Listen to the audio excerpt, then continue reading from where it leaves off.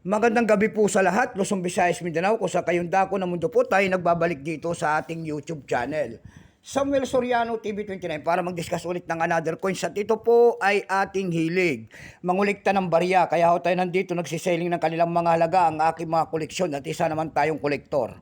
Ayan, para malaman natin ang kanilang mga presyo kung magkano na talaga sa pamantayan natin mga platform. Ayan po.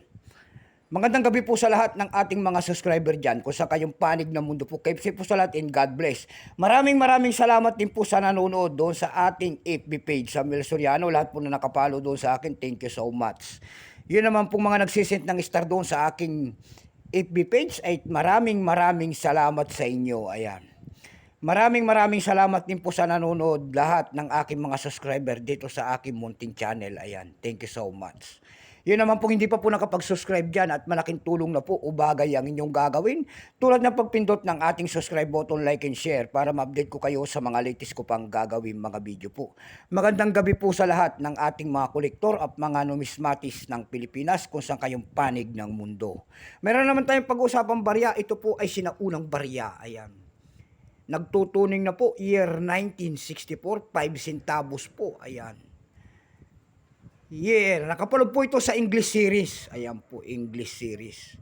Year 1964, 5 centimos po. Centavos po pala yan. Bago tayo magsimula sa ating talakayan, kilalanin mo muna natin siya para makita natin ang kanyang presyo. Ang ganda, tutuning po sa ganda. Nangingitim na.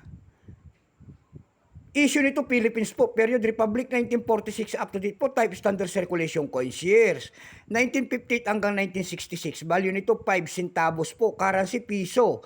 1967 up to date po, composition niya ay brass, may bigat lamang 4.8 grams. May haba namang 21 mm, may kapal po naman itong 1.7 mm, hugis po, bilog, orientation niyang coin alignment.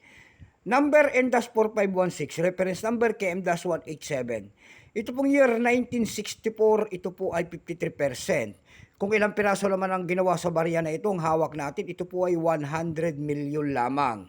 May price na po ito doon sa ating numista.com kung tawagin ang ating mga kolektor.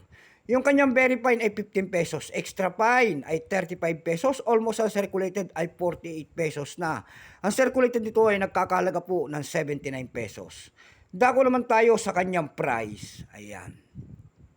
Doon sa ating ebay.com na platform po, nakakita ko tayo nagbebenta doon ng $6.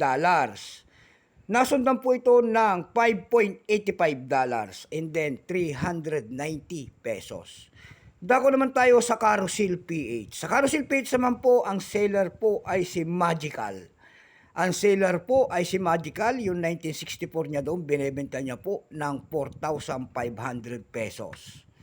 May nakita naman tayo doon na ang seller din ay si Robert. Binebenta niya rin yung year 1964 niya doon ng 1,500 pesos.